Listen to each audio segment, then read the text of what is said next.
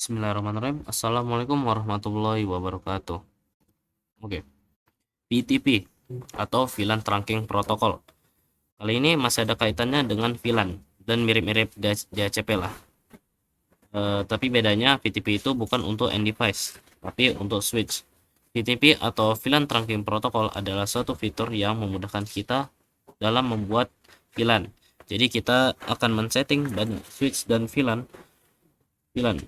Bayangkan nih, jika kita harus mengonfigurasi VLAN yang banyak sekali kepada masing-masing switch, saya akan langsung menyerah. Dan jikalau memang niat, bisa saja diselesaikan, tapi akan memakan waktu yang sangat lama. Maka dari itu kita harus memakai VTP atau VLAN Trunking Protocol untuk seperti kasus misalnya topologinya itu ya cukup besar lah. Pada switch Cisco kita sudah melakukan konfigurasi VTP pada switch Cisco, maka VLAN ID-nya akan kita distribusikan ke switch lain secara otomatis.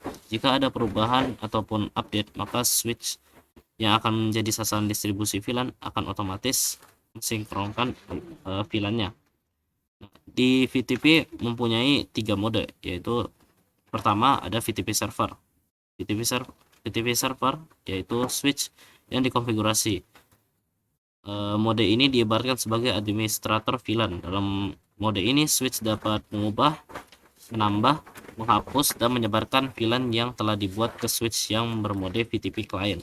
Lalu yang kedua ada VTP transparent. Switch yang dikonfigurasi mode ini difungsikan hanya sebagai jembatan antara VTP server dengan VTP client. Jadi sebenarnya mode ini tidak terlalu mempengaruhi konfigurasi VLAN dengan VTP di network kita. Lalu yang terakhir ada VTP client. VTP dalam mode ini difungsikan menjadi klien untuk VTP mode server. Jadi switch yang termode VTP client ini hanya akan dapat menerima konfigurasi VLAN secara otomatis dari VTP server. Nah, tanpa banyak basa-basi lagi, langsung saja kita masuk ke topologinya. Oke, jadi di sini ada yang pertama itu server ya. Ini ada server. Terus di sini ada transparent. Terus yang terakhir ada client. Oke. Kita akan membuat trunk karena kabel Ethernet langsung tersambung ke switch. Pertama masuk dulu ke switch servernya. Masuk ke komennya.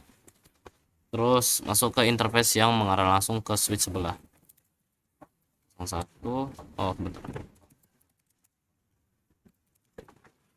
Satu switch mode trunk. Oke. Terus yang kedua switch transparent.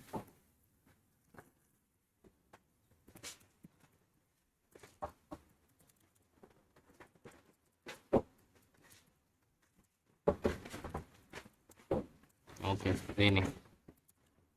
Dan terakhir switch di client.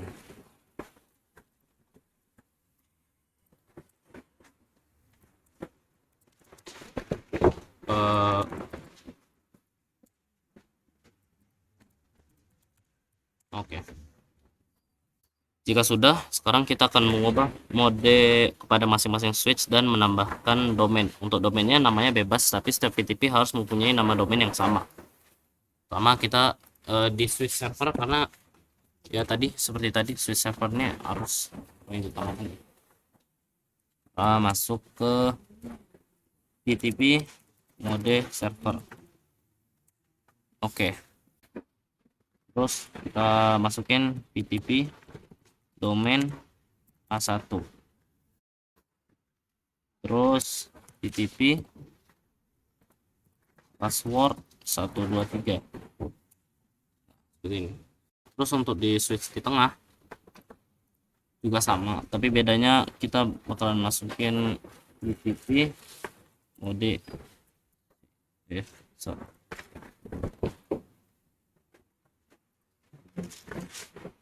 VTP di transparent ini. Terus VTP domain A1, VTP port 123,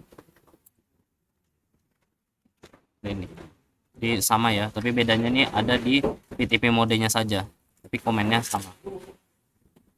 Ingat ya, untuk domain ini harus sama ya semuanya. Selanjutnya di sini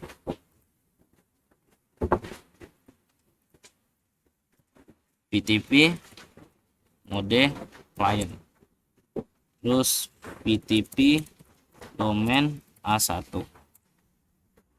lalu VTP password 123.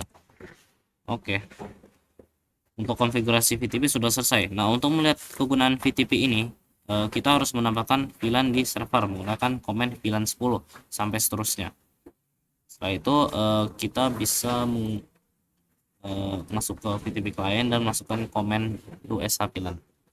Masukin dulu di sini misalnya VLAN 10, VLAN 20, VLAN 30, VLAN 40, VLAN 50. Oke. Terus selanjutnya masukin USH VLAN di sini. USH VLAN. Oke. Nah, jadi seperti ini ya. Padahal kita tidak membuat VLAN dalam switch client, tapi klien akan otomatis mengikuti switch server. Artinya, jika kita membuat 200 VLAN di switch server, maka switch client akan mengikutinya secara singkat. VTP itu mirip DHCP tapi versi VLAN-nya. Begitulah penjelasan VTP. Semoga kalian paham cara mengkonfigurasi VTP dan dapat memahami cara kerjanya. Jangan lupa like dan subscribe video ini karena dukungan kalian akan sangat membantu channel ini dengan terus berkembang. Assalamualaikum warahmatullahi wabarakatuh. Selanjutnya kita akan masuk ke bab port security.